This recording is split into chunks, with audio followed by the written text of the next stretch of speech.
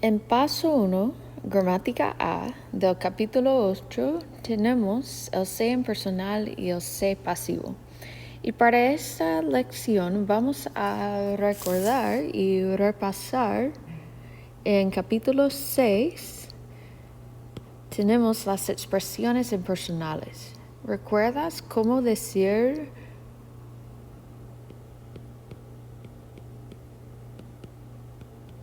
one should eat healthy? ¿Cómo se dice one should eat healthy en español?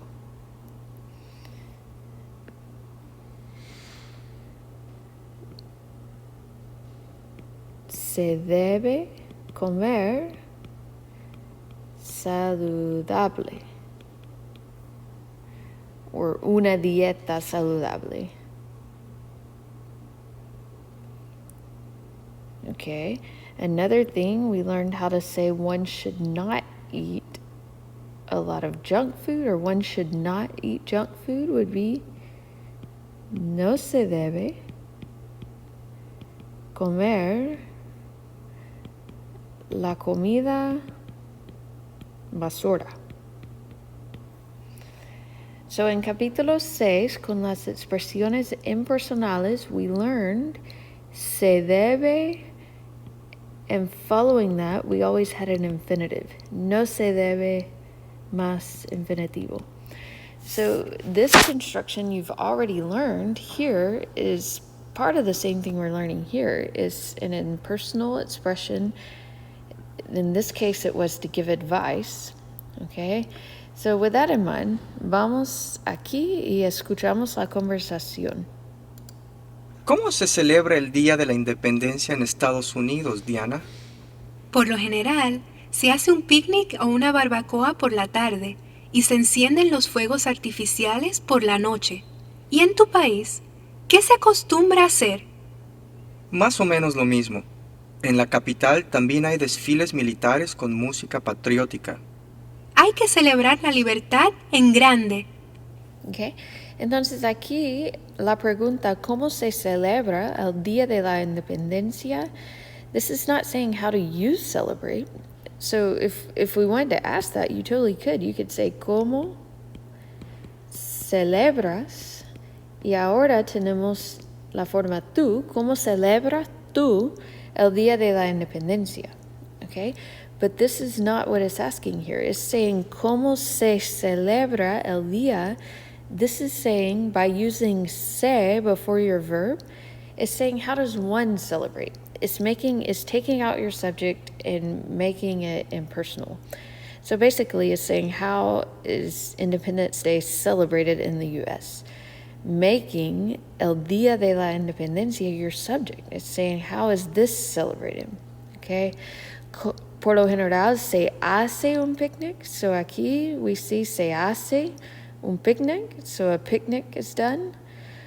Se encienden los fuegos artificiales. So fireworks are popped. Y qué se acostumbra a hacer. Okay, we'll come back to these and look at those examples in a second. But this lesson is a lot like capítulo 6, where we use se debe infinitivo or no se debe infinitivo. And that's number 1 here. So it says sometimes the subject of a sentence is not a specific person, but people in general. In English, this notion can be expressed by using the subject one, people, you, or we. In Spanish, to do that, we can use the se impersonal. And to use this, all we do is we put se before the singular masculine verb form, and that's the thing we use before, that's the format we use if we say verb before an adverb or infinitive. Okay? So, por ejemplo, tenemos en Navidad, se va a la misa a la medianoche. Okay? So we see the se, one goes to, people go to. Okay?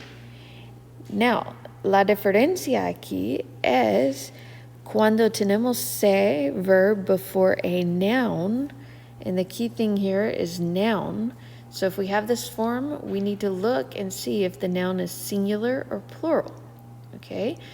So we do the same thing if it's singular. We would say se celebra la noche de brujas. Okay, because this is singular, we use celebra. However, if our noun is plural, we are going to use the verb form in the plural. Por ejemplo, se intercambian regalos durante la época de Navidad. Okay, so if we have the se before an infinitive, we don't have to worry, we just use singular verb form. If we have se verb and then adverb, for both of these, we're going to use singular verb. So right here, se, singular verb, and then your infinitive or adverb. Now, the se is making this impersonal. Okay? So, a good example of this is those se debe estudiar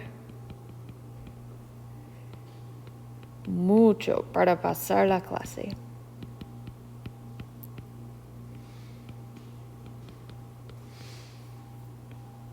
Okay? Now, but if it's a noun that follows the se,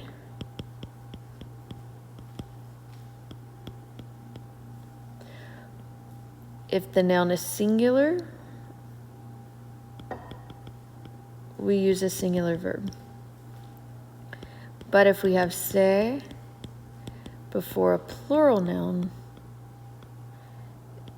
we're going to use the plural form of that verb. Okay, so a couple more things about this lesson. We can also go negative. We could say no se debe estudiar mucho si no quieres pasar la clase. Okay, and then lastly, the book tells us the se impersonal and se pasivo structures are not used with reflexive verbs, because we know that reflexive verbs use a reflexive pronoun, and it's already using that pronoun se. So that is not used with reflexive verbs, and the way to do reflexive verbs impersonal would be, the first way is you can say uno in front. We would say in Venezuela, uno se levanta temprano. Or we can just use the ellos form. In Venezuela, se levantan temprano. And then lastly, you could add se acostumbra. So it's custom, basically, is what this one's saying. En Venezuela se acostumbra levantarse temprano. Okay, so those are how you do generalizations with reflexive verbs. Okay, so using this in el libro hay práctica, aplícalo. Actually, let's go back to the conversation now. Now we can see cómo se celebra el Día de la Independencia. So we're seeing el día is singular, so they use se celebra. Se hace un picnic, so un picnic is singular, so they use se hace.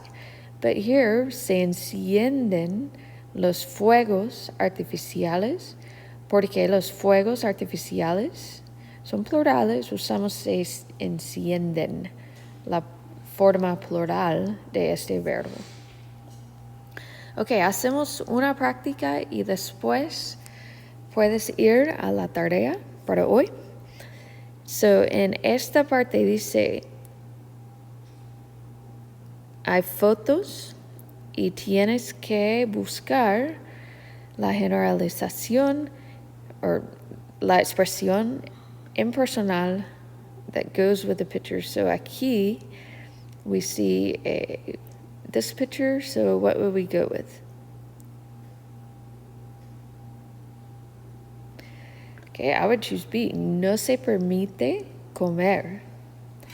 Notice the verb is followed by an infinitive, so we just use singular. No se permite comer. Okay, aquí dice Se vende casa. Casa es singular, se vende. La próxima foto aquí. Vemos no se aceptan tarjetas de crédito. Tarjetas es plural, so they're using no se aceptan tarjetas. Y finalmente, aquí hay una foto de un perro perdido. Dice, se busca perro.